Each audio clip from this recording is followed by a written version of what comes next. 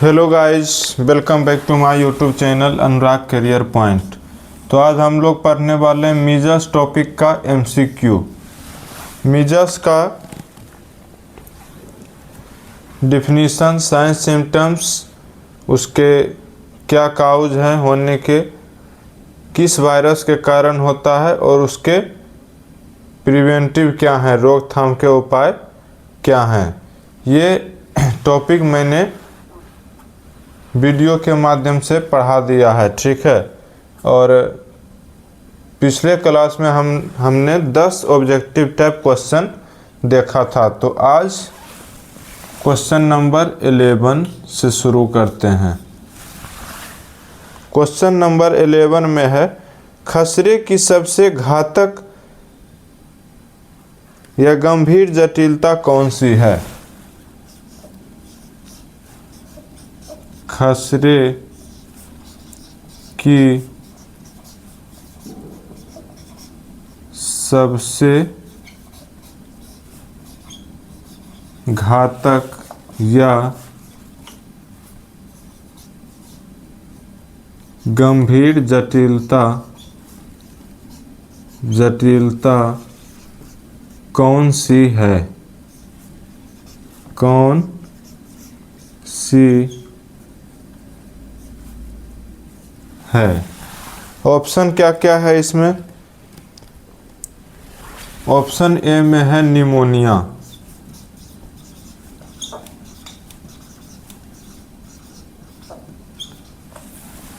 Option number B में है otitis media. क्या है? Otitis media. ऑप्शन सी में है कंजक्टिवाइटिस।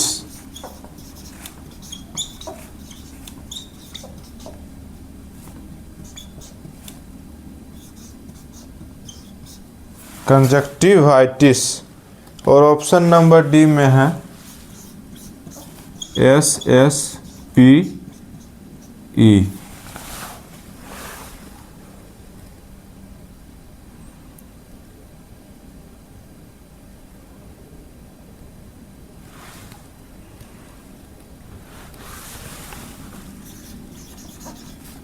सब एक्यूट स्क्लेरोसिंग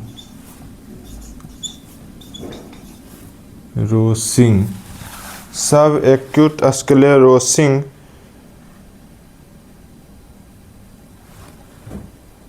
पैनेन्सेफेलाइटिस। स्क्लेरोसिंग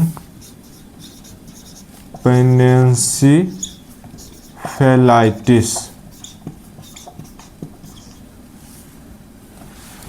क्वेश्चन क्या था पहले ये समझते हैं। क्वेश्चन है, खसरे की सबसे घातक या गंभीर जटिलता कौन सी है। मतलब खसरा बीमारी जो होने के कारण है वो सबसे घातक या गंभीर जटिलता, गंभीर सीवियर कॉम्प्लिकेशन कौन सी है। ऑप्शन ए में है निमोनिया, बी में है ओटिटिस मीडिया मतलब कानों का संक्रमण। कानों के संक्रमण, कानों के अंदर संक्रमण देखने को मिलती है, इन्फेक्शन की कंडीशन देखने को मिलती है, तो कानों का संक्रमण को कहते हैं ओटिटिस मीडिया।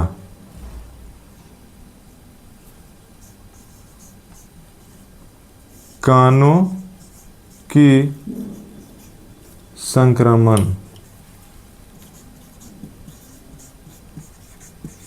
कानों की संक्रमण को क्या कहते हैं? Otitis media.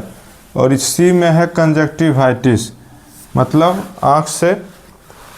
और जिस शब्द के अंदर ITIS आइटिस रहेगा उसका मतलब होता है इन्फ्लामेशन। इन्फ्लामेशन मतलब सूजन। आँख के अंदर कंजक्टिवाइटिस हो जाना मतलब कंजक्टिवा जो पार्ट है आँख के अंदर, उसके अंदर क्या हो जाना? सूजन देखना, सूजन देखने को मिलते हैं, उसे क्या कहते हैं? कंजक्टिवाइटिस। और ऑप्शन नंबर डी में है SSP मतलब सब एक्यूट स्क्लेरोसिंग पैनेन्सेफेलाइटिस। ठीक है। तो ये आँख के अंदर ये बीमारी देखने को मिलती है, आँखों के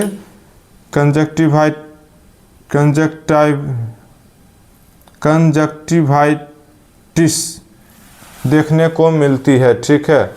और इसमें कानों की संक्रमण, ओटिटिस मीडिया और सब एक्यूट स्क्लेरोसिंग पेनिनसिफेलाइटिस। तो इसका राइट आंसर क्या हो जाएगा? Option number A. खसरे की सबसे घातक या गंभीर जटिलता निमोनिया होता है। सबसे सीवियर कॉम्प्लिकेशन क्या देखने को मिलता है? निमोनिया।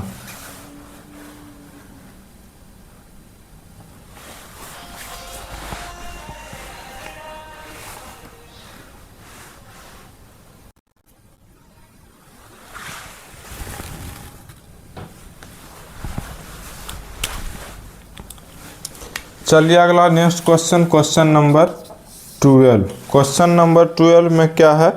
SSPE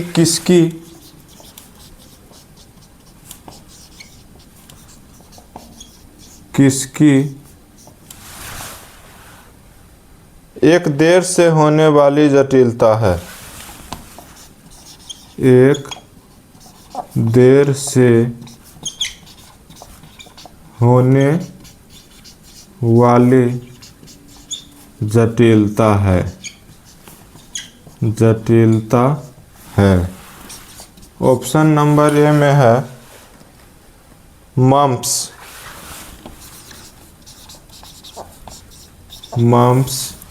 बी में रूबेला, सी में है मीजल्स और डी में चिकन पॉक्स।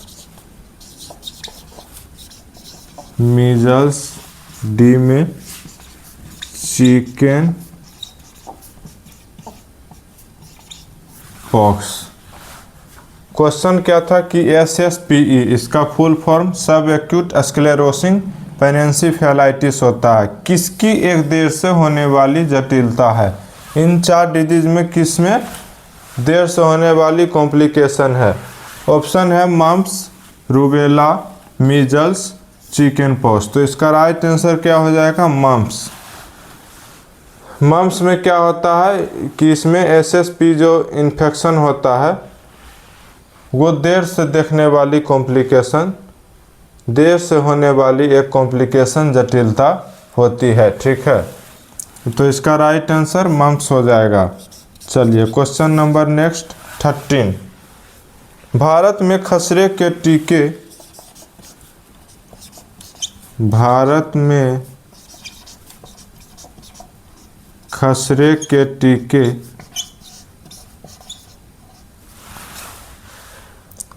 की पहली खुराक किस उम्र में दी जाती है? कि पहली खुराक किस उम्र में दी जाती है? उम्र में दी जाती है।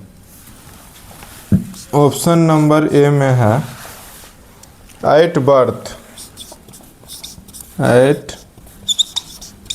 बर्थ। ऑप्शन नंबर बी में है 6 मंथ्स।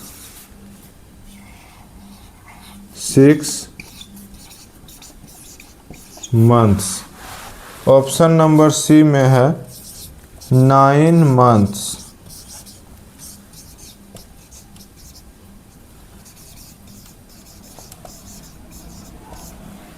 और ऑप्शन नंबर डी में है, ऑप्शन डी में क्या? 15 मंथ। क्वेश्चन क्या था कि भारत में खसरे के टीके की पहली खुराक किस उम्र में दी जाती है? भारत में मीजल्स की जो टीके होते हैं, इम्यूनाइजेशन होते हैं, वो पहली खुराक, पहली डोज किस उम्र में, किस एज में दिया जाता है? क्वेश्चन पूछ रहा था। ऑप्शन में है 8 बर्थ, जन्म के साथ 6 मंथ, 6 महीने बाद, 9 मंथ्स या 9 से 12 मंथ्स के अंदर, या 15 मंथ्स। तो इसका राइट आंसर क्या हो जाएगा? 9 मंथ्स के अंदर, 9 से 12 महीने के अंदर खसरे की मीजल्स की जो है पहली डोज, पहली डोज कब दिया जाता है? 9 से 12 मंथ्स के अंदर, ठीक है। तो इसका right answer option number C 9 months हो जाएगा, ठीक है।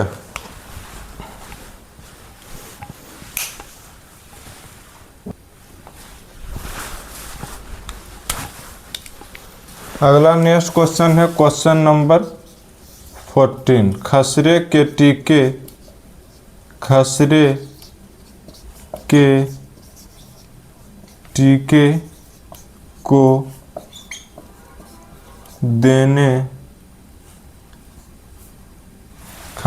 टीके को देने का मार्ग क्या है?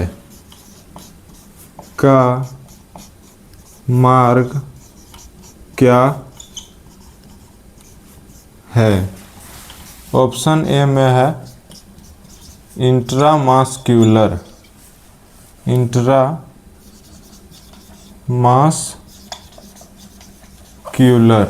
बी में है इंट्राडर्मल,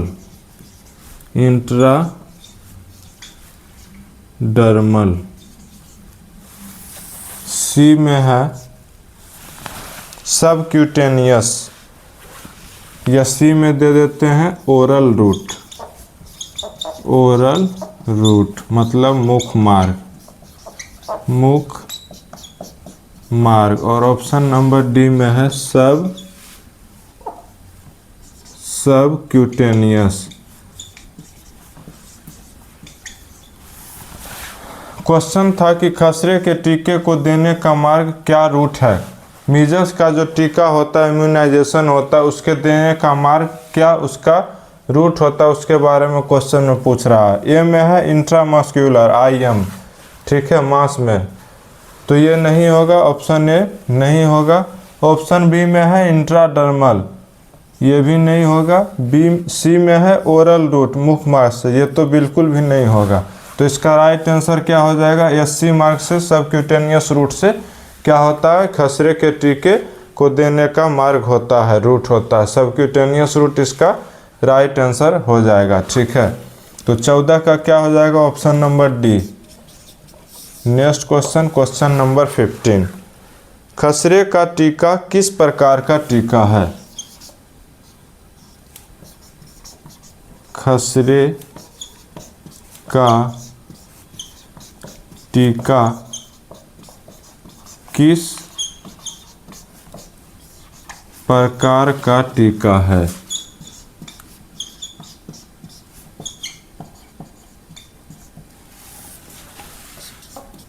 ऑप्शन नंबर ए में है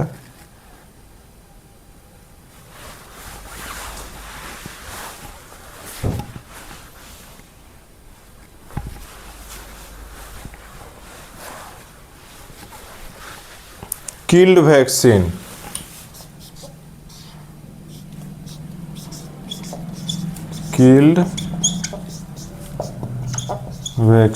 बी में है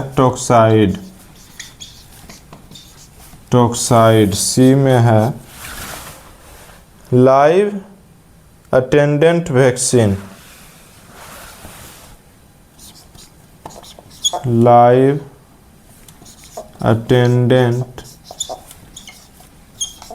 अटेंडेंट वैक्सीन। और ऑप्शन नंबर डी में है रिकम्बिनेंट,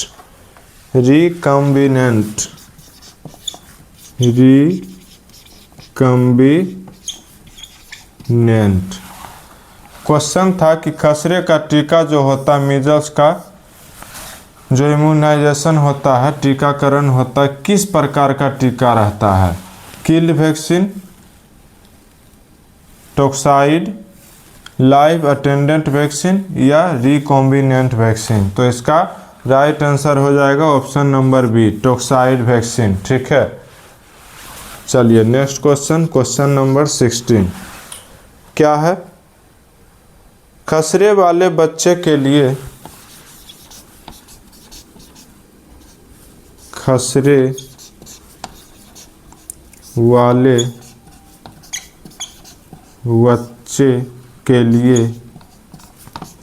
वाले बच्चे के लिए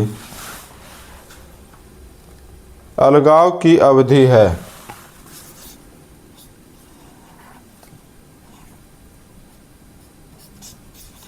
अलगाव, जिसको कहते हैं आइसोलेशन, आइसोलेट करना की अवधि है, की अवधि है। ऑप्शन नंबर ए में है 2 days before 2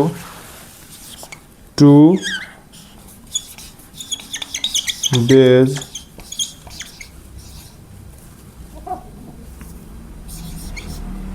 before 2 days after race, 2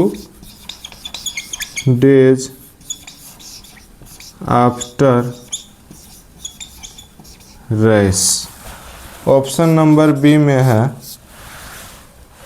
from onset of fever, from onset of fever to rash disappearance, to rash disappearance, disappearance.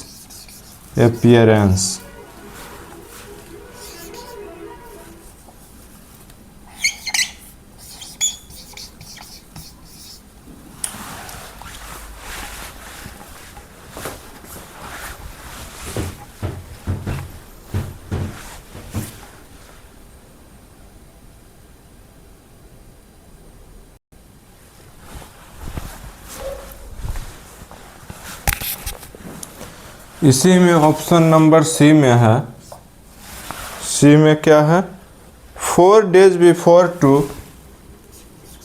4 days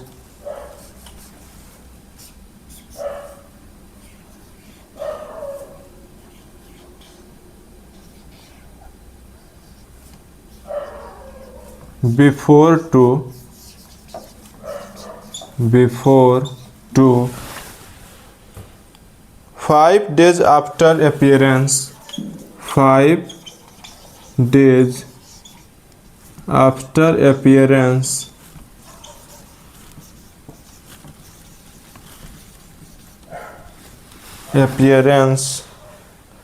of race, of rash. Rash मतलब इंग्लिश में rash हुआ और हिंदी में क्या होता है चकते, लाल लाल चकते देखने को मिलते हैं स्किन पर, ठीक है। सबसे पहले कहाँ सिर के टेम्पोरल क्षेत्र, ठीक है, कान के पीछे दिखाई देते हैं रेसेस। और ऑप्शन नंबर डी में है इसी में total 21 days, total 21 days. Question क्या था, क्वेश्चन था कि खसरे वाले बच्चे जो हैं उसके लिए अलगाव, आइसोलेशन की क्या अवधि है, उसे कितने दिन तक आइसोलेट करेंगे। ऑप्शन में है 2 days before to 2 days after rash, मतलब रेस के 2 दिन पहले से लेकर रेस के 2 दिन बाद तक। बी में था कि from onset of fever to rash disappearance, मतलब फीवर जब आएगा उस समय से लेकर के जो रेसेज हैं लाल लाल चकते हैं उसके डिसअपियरेंस मतलब गायब जब तक नहीं हो जाएगा तब तक। और ऑप्शन नंबर सी में है 4 days before to 5 days after appearance of rash, मतलब रेस के अपीयरेंस से प्रकट होने से 4 दिन पहले से लेकर 5 दिन बाद तक की अवधि तक, ठीक है। और ऑप्शन डी में है टोटल 21 डेज, कुल 21 दिन। तो इसका राइट आंसर क्या हो जाएगा option number C 4 days before to 5 days after appearance of rashes, मतलब 4 दिन पहले रेस होने के 4 दिन पहले से लेकर के 5 दिन बाद तक की अवधि तक क्या करेंगे, बच्चे को अलगाव करेंगे, आइसोलेशन की प्रक्रिया को प्रोसेस को अपनाएंगे, ठीक है। तो तो इसका राइट आंसर 16 का हो जाएगा 16 का सी। 16 का क्या हो जाएगा? ऑप्शन नंबर सी।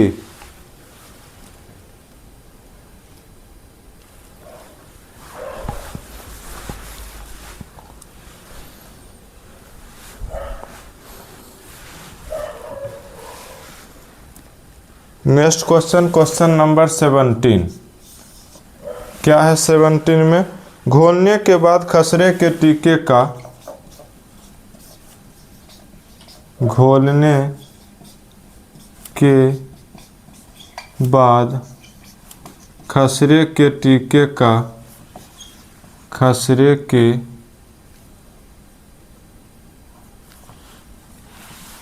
टीके का उपयोग कितने समय के भीतर किया जाना चाहिए? का उपयोग कितने समय के भीतर, समय के भीतर किया जाना चाहिए, किया जाना चाहिए? ऑप्शन में क्या क्या है देखते हैं। ए में है 1 आवर, 1 आवर। बी में है 4 आवर। ऑप्शन नंबर सी में है 8 आवर, 8 आवर। और ऑप्शन नंबर डी में है 24 आवर। क्वेश्चन क्या था कि घोलने के बाद, मतलब खसरे का जो टीका है उसको घोलने के बाद, उसको दवा को मिलाने के बाद कितने समय तक उपयोग, कितने, मतलब इसका उपयोग कितने समय के भीतर किया जाना चाहिए? टाइम पीरियड पूछ रहा है यहाँ पर। ऑप्शन में क्या क्या था? 1 आवर, 4 आवर, 8 आवर, 24 आवर। 1 घंटे, 8 घंटे, 24 आवर्स, 24 घंटे या 4 घंटे। तो इसका राइट आंसर क्या हो जाएगा? Option number B. मतलब दवा, खसरे का जो टीका है उसको घोलने के बाद कितने समय के भीतर उपयोग कर लेनी चाहिए? तो 4 आवर्स। इसका राइट आंसर क्या हो जाएगा? Option number B. 17 का बी, 17 का बी इसका राइट आंसर हो जाएगा। Next question, question number 18। खसरे के टीके के लिए, खसरे के टीके, खसरे के टीके के लिए किस विलायक के लिए, किस विलायक, किस विलायक का उपयोग किया जाता है, का उपयोग किया जाता है, किया जाता है? ऑप्शन में है नॉर्मल सलाइन, ए में है नॉर्मल सलाइन,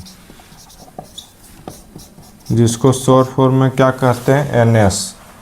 इसमें 100 ml 500 ml का आता है नॉर्मल सलाइन में। उसके बाद में स्टेराइल वाटर, बी में है sterile water. Option number C में है dextrose, dextrose.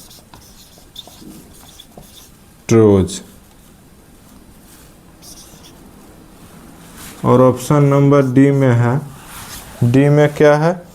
Phosphate buffer solution, phosphate buffer solution, buffer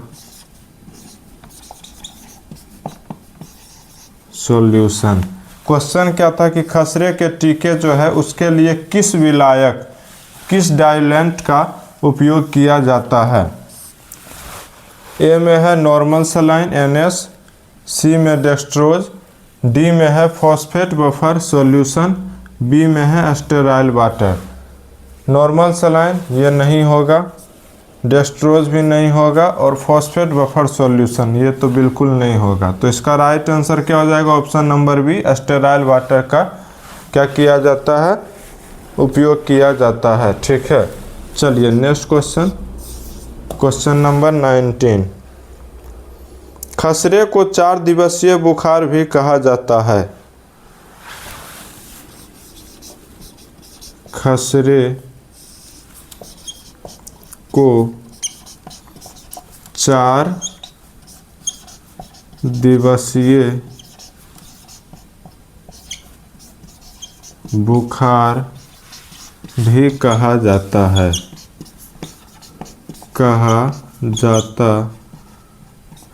question है कि खसरे को 4 दिवसीय बुखार भी कहा जाता है। मतलब क्वेश्चन का पूछने का तात्पर्य यह है, अर्थ यह है कि खसरे को 4 दिवसीय बुखार भी कहा जाता है।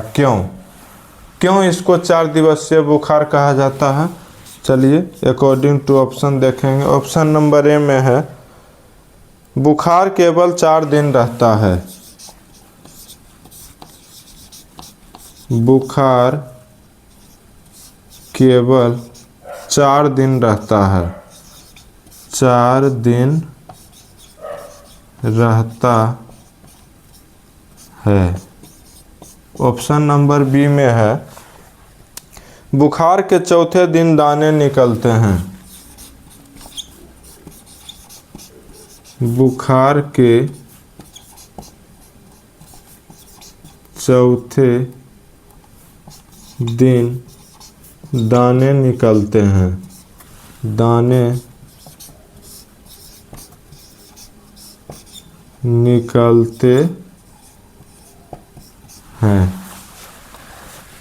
ऑप्शन नंबर सी में है, एक सेकेंड,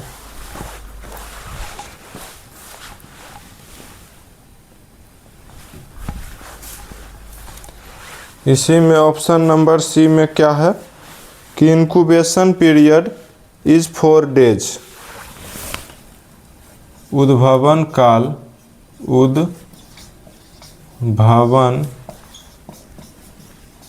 काल 4 दिनों तक रहता है, 4 दिनों तक रहता है। और ऑप्शन नंबर डी में है इलाज में 4 दिन लगते हैं, इलाज में 4 दिन लगते हैं,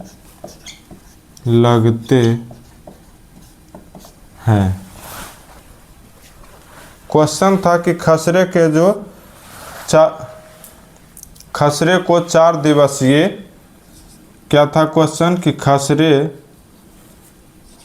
खसरे को 4 दिवसीय मतलब 4 दिवसीय बुखार भी कहा जाता है। क्यों 4 दिवसीय बुखार इसे कहा जाता है, ऑप्शन में है, चलिए देखते हैं। ऑप्शन में है बुखार केवल 4 दिन रहता है। ऑप्शन नंबर ए में क्या था कि बुखार केवल इसमें 4 दिन रहता है खसरे में, मीजल्स डिजीज में। बी में है बुखार के चौथे दिन दाने निकलते हैं।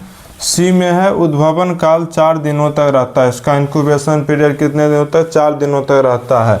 या ऑप्शन डी में है इलाज में 4 दिन लगते हैं, इसके इलाज में खसरे मीजल्स के इलाज में कितने दिन, 4 दिन लगते हैं। तो इन चारों ऑप्शन में राइट आंसर क्या हो जाएगा, ऑप्शन नंबर बी। इसे 4 दिवसीय बुखार भी कहा जाता है। क्यों कहा जाता है, क्योंकि बुखार के चौथे दिन जो होता है 4th डेज क्या निकलते हैं, रैशेज निकलते हैं, दाने निकलते हैं। ठीक है, तो खसरे को 4 दिवसीय बुखार क्यों कहा जाता है, क्योंकि बुखार के चौथे दिन दाने निकलते हैं। ठीक है, अगला नेक्स्ट क्वेश्चन, क्वेश्चन नंबर 20।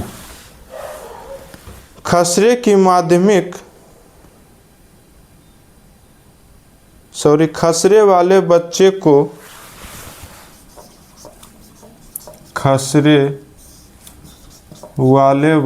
को बच्चे को भौंकने वाली खांसी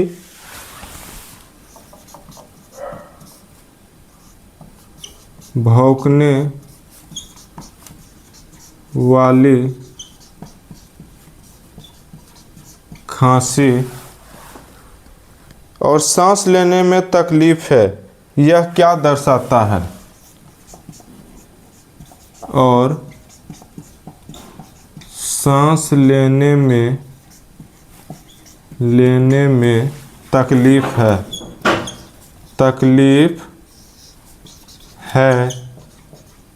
यह क्या दर्शाता है?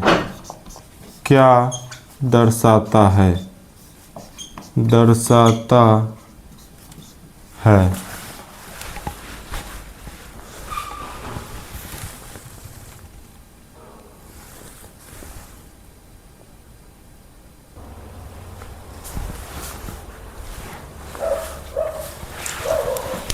चलिए इसमें देखते हैं। ऑप्शन नंबर ए में है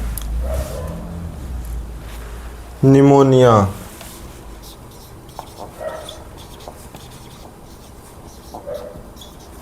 ऑप्शन नंबर बी में है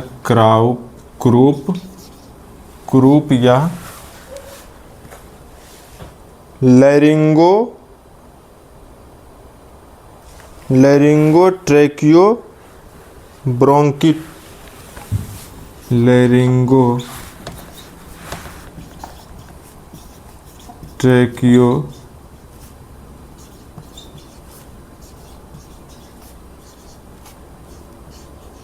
ब्रोंकीसाइटिस।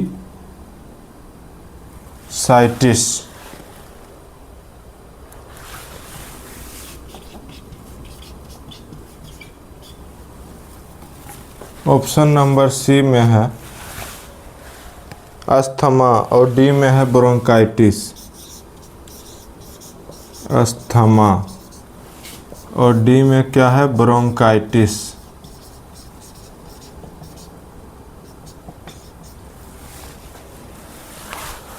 खसरे वाले बच्चे को भौंकने वाली खांसी। क्वेश्चन क्या था कि खसरे वाले बच्चे जो है उसको भौंकने वाली जो खांसी होती है और सांस लेने में जो तकलीफ होती है, कठिनाई होती है, यह किस बीमारी को दर्शाता है?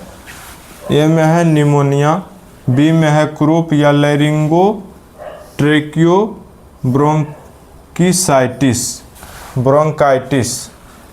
ठीक है। और ऑप्शन सी में है अस्थमा और डी में है ब्रोंकाइटिस। तो इसका राइट आंसर क्या हो जाएगा? ऑप्शन नंबर बी, क्रूप या लैरिंगोट्रैकियो ब्रोंकाइटिस। ठीक है। तो ठीक है गाइज, आज के लिए बस इतना ही। नेक्स्ट डे हम लोग इसी में मीजल्स का एमसीक्यू टाइप क्वेश्चन 21 से 30 तक करवाएंगे। प्रत्येक डे 10 क्वेश्चन का सेट रहेगा और सब इम्पोर्टेंट क्वेश्चन रहेंगे। मीजल्स से रिलेटेड हम लोग 100 क्वेश्चन करने वाले हैं। ठीक है। तो ठीक है, मैं वीडियो के माध्यम से यह सूचित करना चाहता हूँ कि मेरे चैनल अनुराग करियर पॉइंट के माध्यम से एएनएम और जेएनएम के एग्ज़ाम की सिलेबस के अनुसार तैयारी करवाई जाती है, जिसमें एमसीक्यू टाइप क्वेश्चन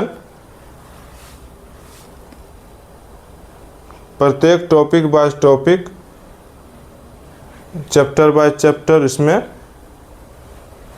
करवाया जाता है। और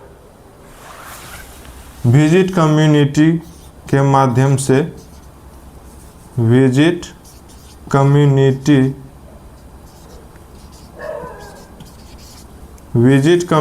पर जब आप लोग क्लिक करिएगा तो वहाँ पर बहुत सारे एमसीक्यू टाइप क्वेश्चन आपको देखने को मिलेंगे। टॉपिक बाय टॉपिक बहुत सारे एमसीक्यू टाइप क्वेश्चन देखने को मिलेंगे। और ABCD 4 ऑप्शन इसी तरह रहेगा, जिसमें एक ऑप्शन राइट रहेगा, उसको चूज करके आपको करेक्ट आंसर पर टिक करना है। ठीक है। ठीक है, तब तक के लिए धन्यवाद। आपका दिन शुभ रहे। Bye bye.